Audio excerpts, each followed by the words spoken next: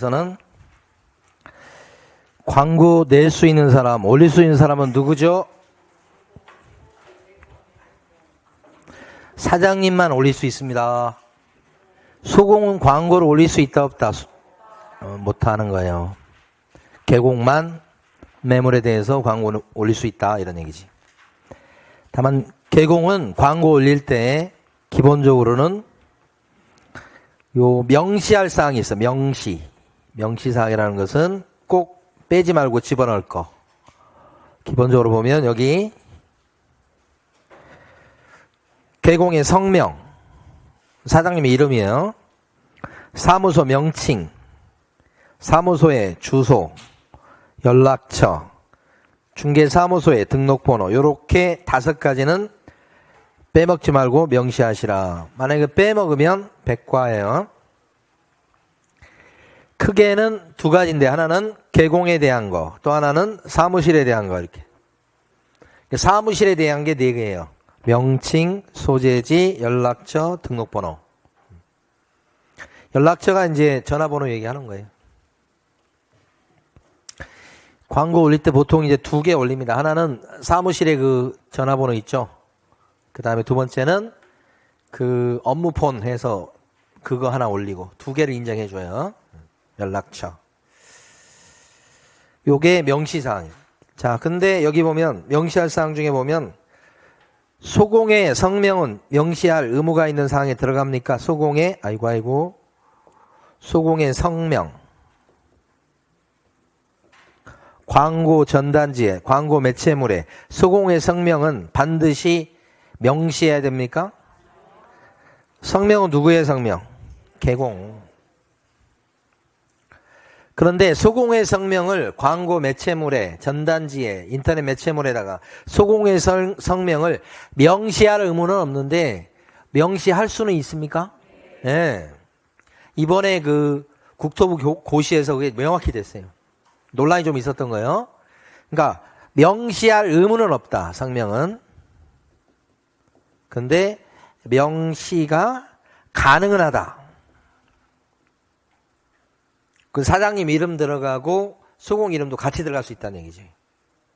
이게. 근데 중개보조는 어때요? 중개보조의 성명은 명시할 의무도 없고 명시할 수도 없고 명시해서도 안 된다 이렇게 돼 있잖아. 보조는 일체. 예. 보조는 일하신 분들이 드물어요. 근데 이제 간혹씩 보여요. 그 보조는 일하신 분들은 벌써 주눅이 들었어. 처음부터 저 보조원이에요 이렇게 하면서. 예? 그렇게 하시는 분들이 있어 이제 지금. 그러니까 자격증 없이 일하는 게 앞으로 점점 더 힘들 거예요. 자, 2번째, 광고할 때 특히 요새는 네이버 광고, 인터넷 광고를 많이 한단 말이에요.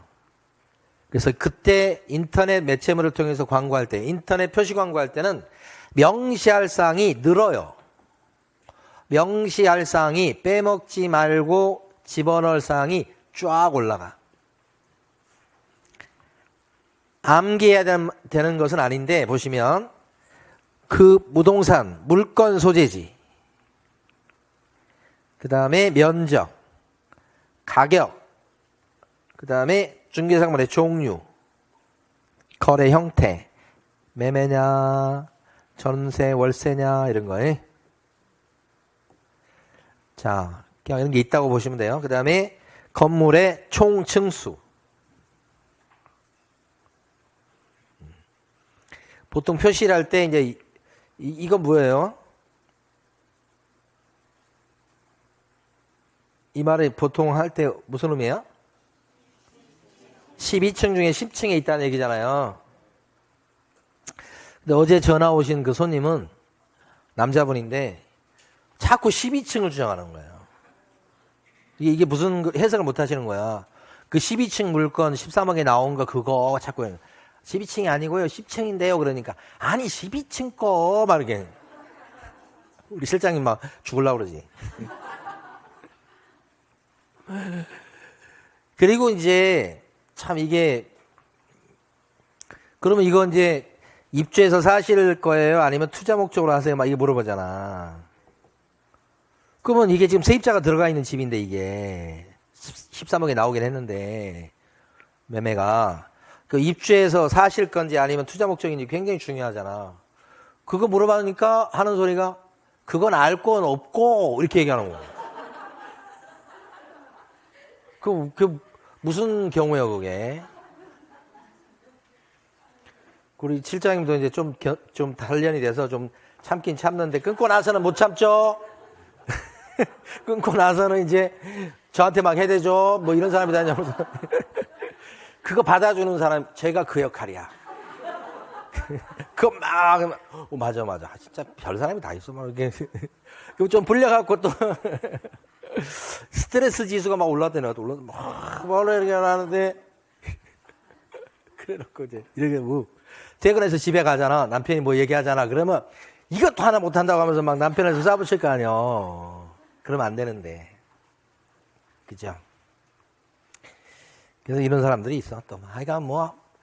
근데 이제 하다 보면, 이분 아닌데, 다른 분 같은 경우에 이제 막 그 뭐 주인하고 관계가 안 좋아가지고 막 하는데, 우리가 뭐 이렇게 물어보거나 그러면 자꾸 우리한테 화를 내.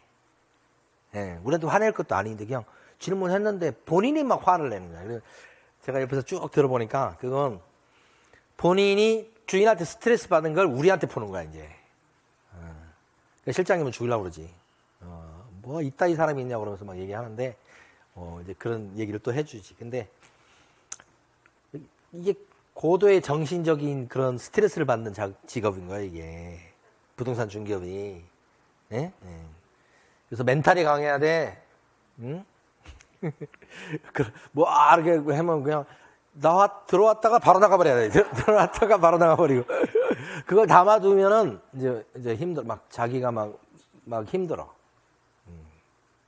그러니까, 어떻게 생각하면, 나이 들어서 하기 좀 좋아. 왜냐면, 들어왔다가 기억이 잘 안 나면 바로 나가는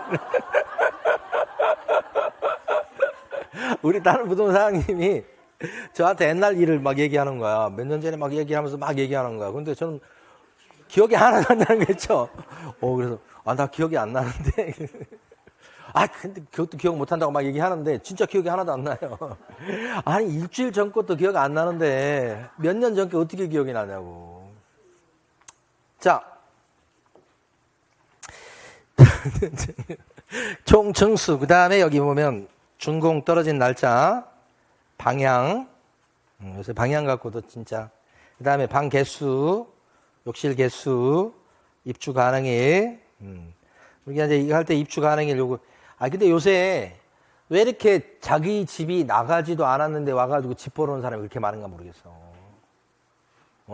자기 집이 전세도 안 나갔어. 지금 팔지도 않았어. 근데 막 집을 알아봐라. 언제 이사 올 거예요?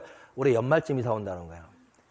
올해 연말쯤 이사 오는 사람이 지금 와서 뭘 그러냐고. 우리 하나도 영양가가 없잖아. 한 두세 달이면 모르겠는데 저 연말에 와서 이사 간대. 그러면 어떻게? 빨리 가시라고 그래야지. 우리하고 상관이 없잖아, 그게. 근데 그런 분이 많다는 얘기는 뭐냐면, 이제 사람들이 이제 좀 움직임이 좀 있고, 다 그래, 지금 전체적인 그 움직임이 좀 있고, 기대 심리가 좀 올라가. 그리고 기대 심리뿐만 아니라 실제도 그럴 것 같아. 누가 봐도 지금은 약간 매물이 좀 감추는, 가격 올리는, 또 냈던 사람이 걷어들이는 그런 분위기야, 그런 분위기. 네. 그렇게 되면 이제 부동산에 대한 조금 온기가 도는 거고, 그러면 이제 거래가 좀 늘어나겠죠. 그러니까 어떤 데는 이제 거래가 활발한 지역은 물건이 없어갖고 이제 손님들이 그 물건 들어갈까봐 빨리빨리 계약을 해. 빨리빨리 계약을 하고. 그 좋은 현상이에요, 그건. 예. 근데 이제 앞으로 이게 어느 정도 지속될 수 있을지 이제 봐야지. 예. 그러니까 이게 우리가 지금 뭐냐면 돈을 많이 풀 것 같아, 돈을. 근데 이게 돈을 많이 푸는 게 국가가 돈을 많이 푸는 바로. 그 다음에 뭐가 있냐면 돈을 많이 푸는 방법 중에 이렇게 했을까? 국가가 막 이걸 재정정책이라고 그래. 국가가 많이 돈을 풀어. 보통 채권을 발행해가지고 하는 거니. 또 한 가지는 이제 금리. 국가가 직접 하는 건 아니지만 금리 인하가 또 있지. 예. 근데 금리 인하를 지금 했잖아, 방금 전에. 옛날에. 얼마 전에. 근데 이걸 많이 발행을 하면 돈이 많이 풀리면서 그게 이제 이게 작용을 해가지고 이게 이제 효과가 올 수 있거든요. 그래서 참 이게 지금 보면 나라에서 할 일이 그건데 그냥 나라에서 돈을 가만히 쟁여두고 안 쓰고 가만히 있으면 이게 도움이 안 돼, 도움이. 근데 돈을 막 돌리잖아요, 이렇게. 그 빚 생긴다고 자꾸 생각하면 안 돼. 그 돌리면, 그게 일을 돌리면 2, 3의 효과가 생기잖아, 돈이. 그러면 그 돈을 가만히 빚 안 내고 가만히 있는 것보다는 경제에는 도움이 되는 거예요, 일단. 그 나중에 좀 좋게 경기 순환이 되면 그때 뭐예요? 채권 갚고 그러면서 세금 좀 걷어갖고 갚으면 되잖아. 그러면 방 돌리고 그 채권은 갚고 그런 현상이 되는 거니까 그거 하라고 국가를 만들어 놓은 거잖아. 예, 그러니까 그건 나라에서 할 일이 나라가 가만히 있으면 개입 안 해. 우리는 가만히 있으면 그건 나라가 안 돌아가는 거지. 개입을 하는 거예요, 원래 국가에서. 입주 가능일, 그 다음에 주차 대수, 그 다음에 관리비. 이제 시험과 관련해서 요거 알아두셔야 돼. 여기 보면 입주 가능일, 주차 대수, 또 뭐요? 관리비. 이런 거. 자, 이런 것들이 명시할 사항이고, 이거 빼먹으면 백과예요. 그 다음에 여기 부당한 광고 금지, 부당 표시 광고 금지, 500과야 이거예요, 500과. 그러니까 실무적으로는 이게 훨씬 많아, 이거보다. 그 중에 보면 허위 매물 있죠. 존재하지 않아서 실제 거래할 수 없는 물건인데 광고 내는 거 있죠, 허위 매물. 네, 이거 많이 들어보셨을 거예요. 그 다음에 거짓 광고, 과장 광고. 거짓 광고 중에 대표적인 예를 든다면 최근에 문제된 게 북향인데 말이죠. 남향도 아니야, 남동향으로. 이게 틀어진 게 90도 이상 차이 나면 법 위반이에요, 이게. 그러니까 여러분 배우는 법에는 없는데 국토부가 만든 법에는 있단 말이에요. 90도까지는 허용이 돼. 북향이다 그랬는데 동향이다 그래서 그거까지는 이렇게 할 수 있는데 남동향 그러면 어떻게 돼요? 지금 북향인데 남동향 그러면 90도 넘어가죠. 남동향이 이게 동향 아니야? 방향을 설마 모르는 건 아니죠? 남향이고 남동향은 이렇게 되는 거잖아, 지금. 우리는 남향이나 남동향 이쪽이 많잖아. 근데 이거 진짜 북향 물건인데 이렇게 설명한 거야. 광고도 하고. 그런 경우 500만 원 이하의 과태료. 거짓 광고에서 그치면 500만 원 이하의 과태료인데요. 이게 속여가지고 일부러 그래가지고 계약하게 만들었다 그러면 금쟁이로 갑니다. 그러면 등록 취소할 수 있는 사유가 돼서 등록 취소까지는 안 가도 영업정지를 실제 때린 사례가 있었단 말이에요.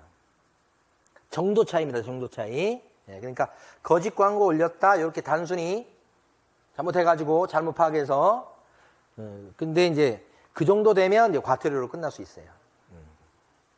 과장 광고 이런 것들도. 근데 그게 이제 지나치면 이제 업무정지나 등록 취소. 등록 취소까지는 잘 안 가는데 업무정지는 받는단 말이에요. 어쨌든 500과를 알고 계셔야 돼요. 그 다음에 여기 보면 중개 대상물이 존재는 하지만 실제 중개 대상이 될 수 없는 중개 대상물에 대한 표시 광고. 중개 대상이 될 수 없는 그거. 또 대표적인 게 이제 중개법은 있지만 중개 대상이 될 수 없는 거. 그게 예를 들어서 처분 금지 가처분을 예를 들 수 있겠어요.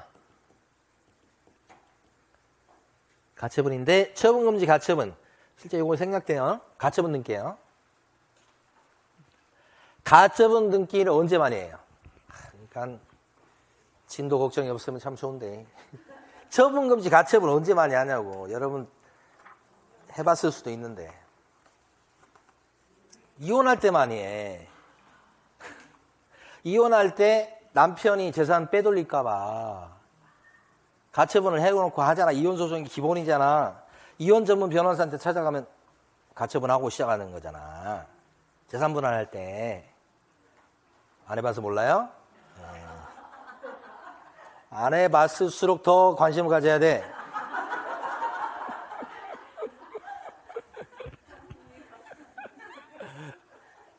실제 우리 매물 중에 이 가처분 등기해야 될 매물이 있었다고 그러잖아. 그걸 만약에 광고를 올리게 되면 중개사물이 있긴 하지. 근데 이건 위험하잖아. 그래서 중개해주면 안 되는 물건이라고. 이게 고시에 나와, 국토부 고시에. 이거 하면 이거 뭐 500만 원 이하의 과태료야. 경매 넘어간 물건 있죠? 경매 등기된 물건. 요것도 중개대상물이 있긴 있죠. 그런데 이거 매물 광고 올릴 수가 없어요. 아예 이제 그 광고 플랫폼에 따라서는 매물이 안 올라가게 만들어놨어. 경매 등기가 되면. 그게 이거야. 근데 그게 안 돼 있을 때 만약에 경매 넘어간 물건을 광고했죠. 경매 매물로 광고한 게 아니고 경매 컨설팅에서 광고한 거 말고 일반 부동산 중개업소에서 광고하면 여기도 들어갈 수 있어. 자, 제가 이 전공이에요. 이 전공. 그러니까 할 얘기가 얼마나 많겠어. 근데 시험에는 간단해. 그냥 그대로 나와. 중개사물이 있어. 근데 중개할 의사가 없는 물건에 대한 표시 광고. 주인이 내놓지 않았어. 근데 내가 뭐야? 광고를 올린 거야. 그러면 광고 올려가지고 지금 올라가 있지만 주인이 저한테 내놓은 적이 없기 때문에 그건 중개할 그런 물건이 아니잖아. 그럼 저는 그걸 갖다가 중개할 의도로 한 게 아니야. 어떻게 해요? 그냥 광고 올리는 방법 중에 하나로 그냥 여러 개 중에 하나 올려놓은 거지. 그럼 여기에 걸려 또. 또 밑에 보면 뭐 은폐, 축소 뭐 이런 거 나쁜 말 나오잖아. 지금 소비자를 속이는 표시 광고 이런 거 있잖아. 기만 뭐 이런 것도 나와. 나쁜 말들 많이 나오죠? 이걸 뭉뚱그려서 뭐라고 그래요? 부당한 표시 광고다. 이렇게. 액수가 어떻게 해요? 커요? 500과. 그럼 시험지에는 이런 구체적인 사례가 나오는 게 아니야. 이 조문이 그대로 나오고 끝이야, 그냥. 그 나쁜 말들 많이 나오면 뭐예요? 500과. 명시 안 했다고 나오면 100과. 거짓 이런 말 나오면 500과. 이렇게 하는 거지. 오케이. 그 다음에 아까 얼핏 보니까 이거 나온 것 같은데 모니터링. 이런 그 인터넷 표시 광고에 대해서 모니터링 누가 해요? 국장이. 그러니까 그 법 위반 사항 중에 보면 구청에서 민원을 받아가지고 구청에서 적발해서 오는 게 있고 저 위에서 오는 게 있어. 국토부 이쪽에서. 그럼 국토부에서 온 것들은 구청에서 봐줄 수 없는 내용이에요. 근데 이제 저 민원 제기 들어와가지고 하는 것을 구청에서 그것도 봐줄 수 없지만 그래도 좀 봐줄 여지가 있는 부분이고. 자, 국토부에서 이런 것들은 여지가 없어 그냥. 위에서 시키느라 무조건 할 수밖에 없어요. 그래서 여기 보면 명시 의무 위반 또는 부당한 표시 광고 금지 의무 위반을 여기서 적발하려는 거야. 근데 자기가 직접 안 해. 여기 보면 이제 모니터링 업무를 갖다가 위탁한다고. 맡겨서 한다고. 그래서 맡아서 하는 데가 있어요. 뭐 한국 인터넷 무슨 광고 뭐 진흥재단인가 뭐 있어요. 거기서 해, 거기서. 자, 그런데 시험은 이거보다, 요게 중요했고, 이거보다 밑에 있는 그게 중요해. 모니터링의 종류. 두 가지가 있죠. 기본 모니터링이 있고, 수시 모니터링이 있어요. 두 개. 기본 모니터링은 매달 하는 건가? 언제 하는 거죠? 분기별로 하는 거지. 그렇죠? 그래서 기본 모니터링이니까 기본 계속 하면 기본 이렇게 되는 거야. 계속 하면 기본 계속 해보세요. 기본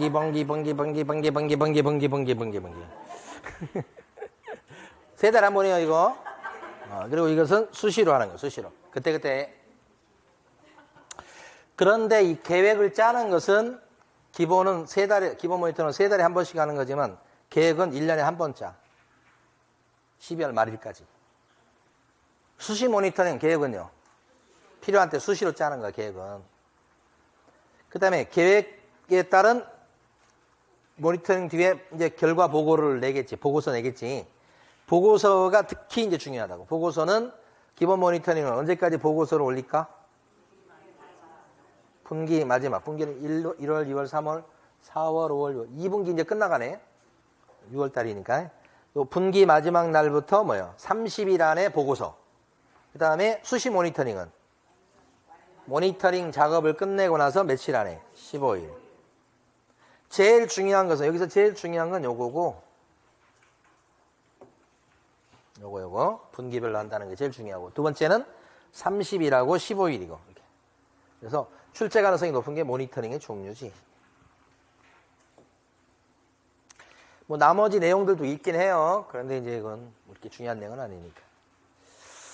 간판 철거. 자, 간판을 떼야 되는 경우 어떤 경우일까? 간판 철거하는 경우.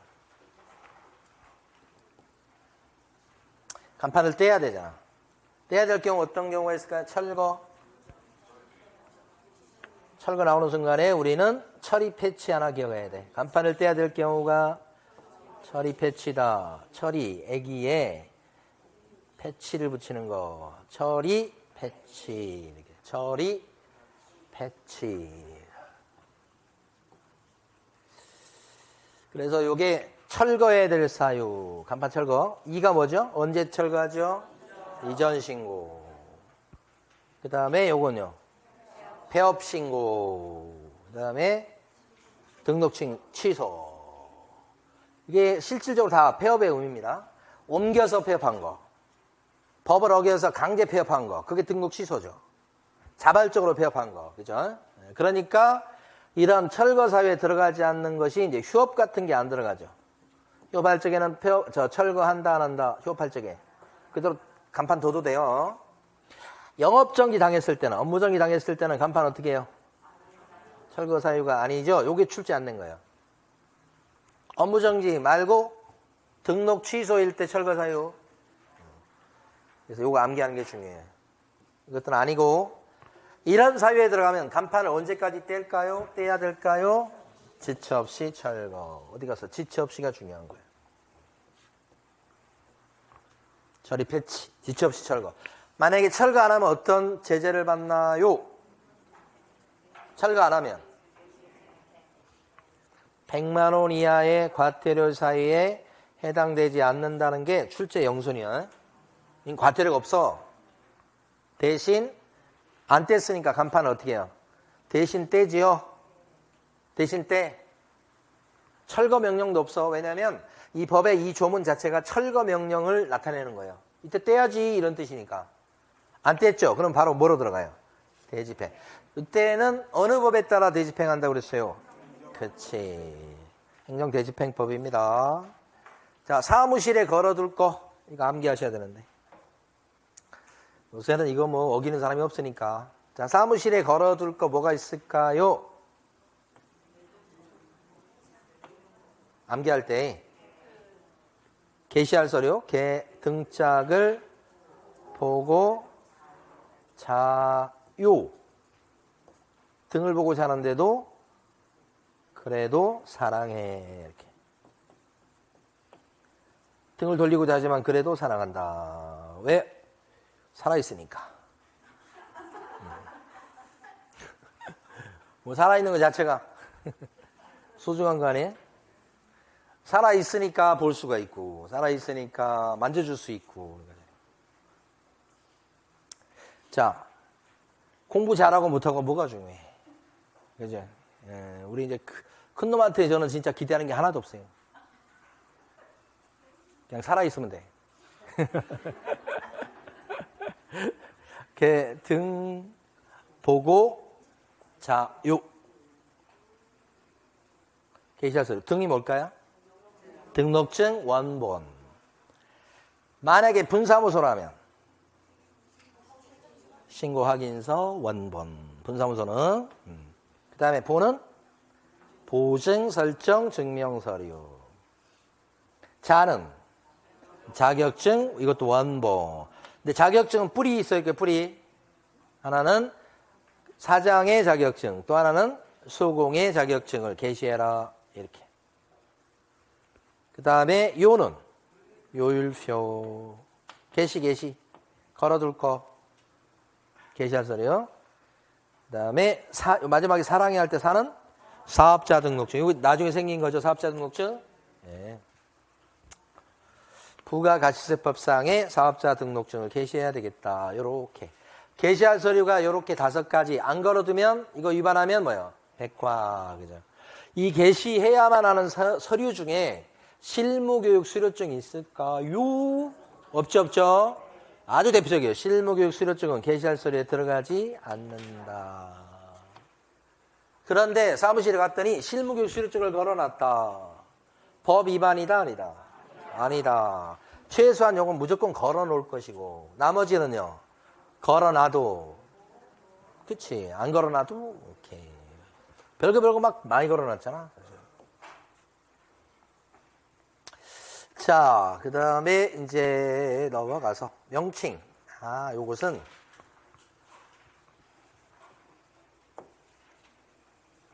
특징이 아닌 자가 뭘 썼잖아요. 그러면 전부 다 형사처벌이야. 너무 간단해. 개공 아닌 자가 공인중개사사무소, 부동산 중개 이거만 썼어. 개공도 아닌데. 1학년 일반 형사처벌이야. 그리고 잠깐 참고로 말씀드리면 아닌 자가 이걸 썼는데 써놓은 게 간판에 써놨다고 해봐. 개공도 아닌데 간판에 이렇게 썼어. 그럼 어떻게 돼? 이 간판은 법을 위반한 간판이죠? 그리고 철거명령 대상이야. 자진 철거 안 하면 뭐까지 가능해? 대집행. 그러니까 아닌 자가 썼다 그러면 무조건 1학년 일반이 기본으로 깔고 가는 거야. 형사처벌이야, 형사처벌. 두 번째, 개공 아닌 자가 광고 냈어. 광고. 그럼 이것도 1학년 일반이지. 개공 아닌 자 광고 냈기 때문에. 자, 무자격자, 공인중개사증 없는 사람이 공인중개사라고 쓰든지 또는 유사한 명칭을 썼단 말이야. 그러면 이것도 아닌 자가 썼으니까 1학년 일반으로 크게 걸려, 크게. 그래서 실무에 벌어진 사례 중에 이 2가지가 있는데 명함이 있죠, 명함. 명함에다가 무자격자가 대표란 직함을 쓴 거야. 공인중개사라고 쓰면 대놓고 썼을 때는 확실히 여기 걸리는데 대표라고 쓰면 여기 걸려요, 여기. 일반인들 봤을 때 부동산 상호가 걸려있고 대표라고 하면 사장님을 얘기하는 거야. 그렇죠?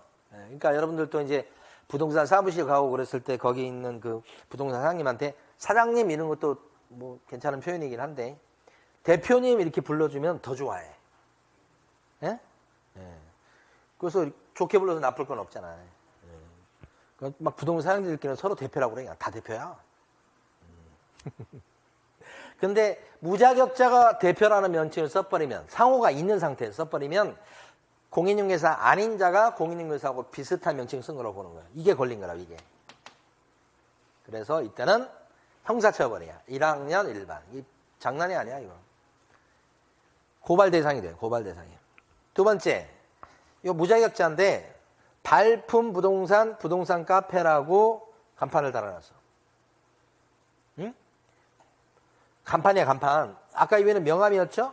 이건 간판이야. 근데 뭐라고 돼 있다고? 발품 부동산 카페. 이렇게 해서 딱 밑에 막 카페처럼 꾸며놓은 거야. 그런데 요 지금 간판을 달고 있는 사람이 뭐라고요? 무자격자. 그래서 여기 앉아있다고, 이 사람이. 요 간판을 걸고. 그러니까 이 사람은 누가 봤을 때 여기 앉아있는 A라는 사람이 자격증도 없는 사람인데 이런 간판을 걸고 앉아있다 그러면 공인중개사 사무소라고 지금 된 게 없잖아. 에? 그냥 발품 부동산 또는 부동산 카페라고 돼 있잖아. 공인중개사 사무소. 그 다음에 뭐요? 부동산 중개. 그런 말은 없잖아. 그렇지만 공인중개사로 오인하게끔 만드는 간판을 달고 앉아있다 이렇게 보는 거야. 그래서 이때는 뭐예요? 형사처벌이에요, 형사처벌. 이게. 그러니까 부동산 사무실 아닌 것처럼 했는데 사실은 사무실인 것처럼 보이잖아, 일반인 입장에서. 이거 뭐 어떻게 구별할 거야? 부동산 사무실로 착각하지 않을까? 이것 때문에. 간판 두 번째는. 자, 넘어갑시다. 이번에는 업무 범위. 야, 이게 시험에서는 이 업무 범위가 한 문제 나오는 거야. 한 문제. 옆에 3개 돼 있죠. 누구의 업무? 법인 업무야. 법인 업무. 법인 업무에 해당되는 것이 7가지인데 7가지에 해당되지 않는 것은 이렇게 거의 출제를 해. 자, 첫 번째가 중개업. 뭔지 아시죠? 중개업. 자, 두 번째가 그치.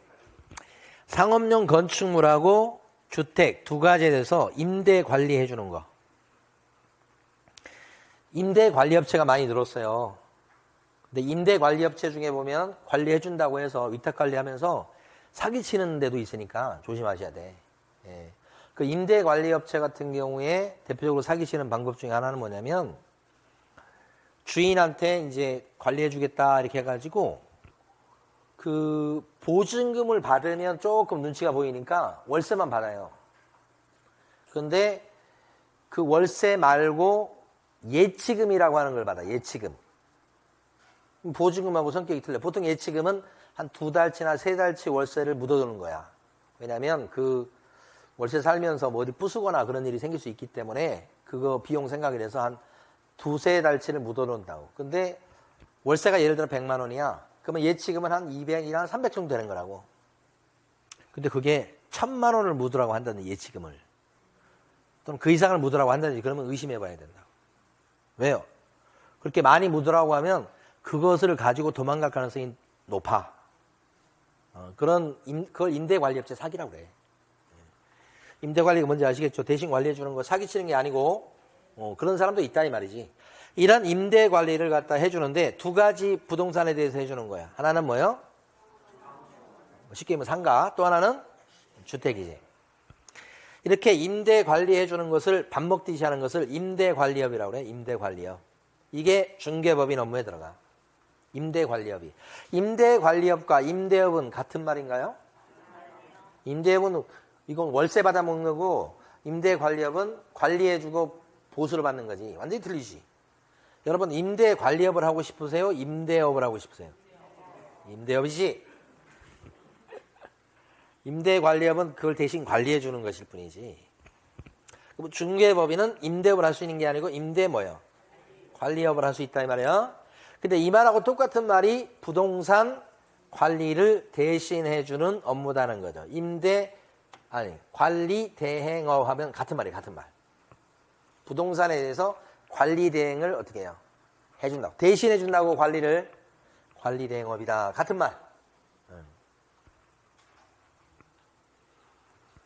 그러니까 여기 요것만 알고 계시면 되는데 요 옆에 있는 걸 기출문제 나왔던 것들이요. 임대 관리 해주는 것이 임대 관리업 하는 것이 2가지 부동산에 대해서 할 수 있으니까 상업용 건축물이 아니고 농업용 건축물에 대한 관리 대행 그러면 법인 업무가 되지 않는다. 이거 뭐라고 돼 있으니까? 상업용이라고 돼 있으니까. 시험이죠. 시험용이 아니고 시험용.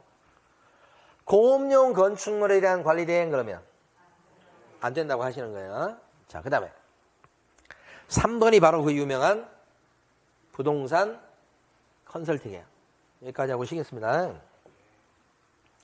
조금만 더 하면 여러분 쓰러질 것 같아 지금.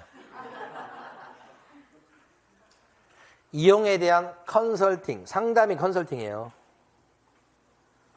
그 다음에 개발에 대한 컨설팅, 개발 컨설팅. 그 다음에 거래할지 말지에 대한 컨설팅. 이렇게 3가지. 이걸 뭐라고 불러요? 부동산 컨설팅 이렇게 불러요. 상담이라고 상담. 자, 그런데 현장에 가시면 뭐가 있냐면 이 개발업을 하는 데가 있어. 개발업. 그러니까 뭐냐면 농지를 사서 대지로 바꿔서 집을 지어서 팔아먹는 거. 돈을 많이 벌어 거기. 근데 그것도 이제 사줄 사람이 많고 경기가 좋으면 돈을 많이 번다고. 그 개발업을 하는 데가 또 있다고. 그 개발업을 법인이 할 수 있을까? 못해. 개발업 자체를 하는 게 아니고 개발에 관한 뭘 하는 거예요? 상담을 하는 거지. 개발업 자체를 할 수 있는 것은 아니라. 옛날에 그 어떤 수강생분이 자기가 부동산 개발업을 한다는 거야. 그죠? 그럼 자기가 개발했어. 지금 이제 전원주택 같은 걸 지었어. 이제 팔아먹어야 되겠죠. 그럼 부동산에 내서 이제 팔 수 있잖아. 근데 그 사람이 그러면 내가 부동산을 하면 개발업을 해서 이렇게 딱 생산된 물품을 부동산이죠. 에? 그걸 자기 부동산 사무실에서 이렇게 매각을 하면 중간에 중개보수 같은 걸 또 볼 수 있으니까 좋을 거잖아. 그래서 자격증 공부하러 오신 분이 계시더라고. 원래 본업은 뭐고? 개발업이고. 그럼 중개법인은 개발업을 할 수 있다는 게 아니고 개발에 관한 뭘 할 수 있다? 상담할 수 있다. 이렇게 하는 거지. 응? 자, 그러면 토지 개발에 대한 상담이다. 이렇게 되면 중개법인 업무다 아니다. 오해오. 토지란 말만 나오면 경기를 일으킨 사람이 있어. 다 알아. 여러분들 어디에 꽂혀있는지 다 알아. 토지 개발에 관한 상담은 법인 업무가 돼요. 네, 근데 자 미리 말씀드리면 대행이 나오잖아. 대행이지만 여기는 관리대행이고 여기는 분양대행이라는 거 있잖아. 분양대행일 때도 여기 비교해보면 여기도 상업용 건축물하고 주택이야. 여기는 토지가 있어 없어? 없지. 그래서 토지 분양대행 그러면 법인 업무가 안 되는 거잖아. 근데 토지 개발에 대한 상담은 되는 거지 이거. 이 토지도 요 부동산에 들어가는 거 아니에요? 들어가지니까. 그 다음에 이제 네 번째는 의뢰인의 의뢰에 따른 도배나 이사업체 소개. 도배나 이사업체 소개. 도배나 이사업체도 딱 봤을 때 여러분들이 이제 소개시켰을 때 욕을 안 먹을 수 있어야 돼. 예? 그러니까 무조건 거기서 돈을 많이 준다고 막 소개시켜가지고는 나중에 여러분 인상이 안 좋아질 수 있어. 봐가지고 좀 괜찮은데 와가지고 뿌리는데 되게 많거든? 도배나 이사업체 같은 경우에. 예. 막 명함 놓고 가고 막 그러잖아. 근데 그 중에서 봤을 때 좀 이렇게 이용해 봤을 때 평판이 좋은 데를 갖다가 자신있게 소개해서 이쪽 한번 전화해보라고 할 수 있는 거지.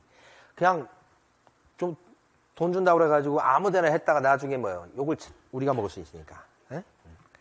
자, 여기 도배나 이사업체의 소개. 요것도 법인 업무에 들어가요. 도배나 이사업체 소개를 갖다 그대로 하는 말이 뭐냐면 주거 이전에 부수되는 용역의 알선이야. 그대로야, 그대로. 거의 같은 말이야, 이게. 등자가. 그럼 주거 이전에 부수되는 부수적인 용역이 뭐야? 용역은 몸을 쓰는 거야. 서비스야, 서비스. 주거 이전에 부수되는 용역이 뭐가 있어? 서비스. 몸으로 하는 서비스. 이사. 도배. 그죠? 도배도 이거 전문적으로 하는 사람은 돈 많이 버는 모양이도 말아. 예? 저는 다시 젊은 나이로 돌아가면 도배 일부터 배우고 싶어. 힘들죠? 배워보셨어요? 저는 해봤는데 힘들긴 하더라고. 힘들긴 한데 그런 일도 배워서 한번 해보고 적성이 맞으면 계속 하는 거고. 예. 자격증을 따신 분 중에 옆으로 세는 사람들이 있어. 자격증을 땄는데 이사업체로 세거나 도배업 이런 쪽으로 세거나 거기는 이제 자기 자격증 따고 나서 부동산 사무실 가서 막 영업하고 자기 동기들한테 영업하고 그러더라고. 그래서 여기 보면 주거 이전에 부수되는 용역 이 서비스의 알선이 같은 말. 그러면 주거 이전에 부수되는 용역은 뭐가 있을까? 도배, 포장이사, 인테리어 이런 거잖아. 그것을 뭐 할 수 있다고? 알선이. 그래서 여기 보면 도배업 이렇게 되면 법인 업무가 돼요, 안 돼요? 포장이사업도, 인테리어업도 안 된다, 이렇게. 인테리어 업체 소개는 되고, 도배업체 소개는 되지. 그래서 이 기출문제 나왔을 때, 주거 이전에 부수되는 용역의 제공 그러면 안 되고, 제공 그러면 안 되고, 용역을 직접 제공하는 걸 얘기하는 거야. 주거 이전에 부수되는 용역의 알선 그러면 되고, 주거 이전에 부수되는 용역의 제공 그러면 기출지문이에요, 기출지문. 어려워. 자기가 직접 도배해 준다는 거야, 이거. 이 말이 이 말하고 똑같은 밑에 거하고. 같은 말이요. 그 다음에 여기 보면 개공을 대상으로 하는 중개업의 경영기법과 경영정보 제공 이렇게 돼 있죠. 진짜 여기까지 하고 쉴 거야. 경영이란 말이 2번 나와. 그래서 우리끼리는 경영 컨설팅. 경영 컨설팅은 어떻게 경영하면 좋을지에 대해서 가르쳐 주는 거야. 경영 컨설팅. 근데 누구에 대해서 가르쳐 주는 거죠? 부동산 사장님들. 그걸 뭐라고 불러요? 개공이지. 그러니까 여기서는 시험 문제 나올 게 딱 2개밖에 없어. 누구를 대상으로 한 경영 컨설팅이 법인 업무예요? 개공이니까 공인중개사를 대상으로 한 경영정보 제공, 경영기법 제공 그러면 법인 업무다 아니다? 같은 말이 아니죠? 그거 딱 하나. 2번째는 여기 지금 제공해 줄 수 있다고 하는 제공 나왔죠? 제공해 줄 수 있다고 하는 것은 경영정보 제공이나 경영기법 제공이죠? 그래서 옆에 보면 부동산 정보 제공은 법인 업무에 들어가지 않는다. 그죠? 그래서 중개법인은 거래정보 사업자로 지정을 받을 수 있다 없다? 거래정보 사업자로 지정을 받을 수가 없다 이 말이에요. 이것 때문에 다른 법인은 다 거래정보 사업자로 지정받을 수 있다고 해도 누구는 안 돼? 중개법인 안 된다는 거야. 왜? 중개법인 업무에 부동산 정보 제공이 없으니까. 여기는 우리 중개사법에서 가장 깊이 있는 거야. 우리 중개사법은 깊이가 없어. 깊이가 없는데 그나마 깊이 있는 게 이 정도야. 예? 이거 아까 말씀드렸죠? 공인중개사하고 개업 공인중개사는 같은 말이에요, 다른 말이에요? 다른 말이에요. 하나 질문 드리고 만약 여러분들이 맞추면 바로 쉬는 거예요. 중개법인 업무에는 법인인 개업 공인중개사를 대상으로 한 경영정보 제공이 포함된다. 법인인 개업 공인중개사의 업무에는 법인인 개업 공인중개사를 대상으로 한 경영정보 제공이 포함된다. 맞는 거. 여기 뭐라고 돼 있어? 개공의 종류는 3종류가 다 있잖아. 법인도 있잖아. 그러니까 그 말이 그 말인 거야. 그쵸? 이렇게 쓰든 법인 개공으로 쓰든 공인중개사인 개공으로 쓰든 다 개공이니까. 됐죠? 자, 맞춘 걸로 하겠습니다.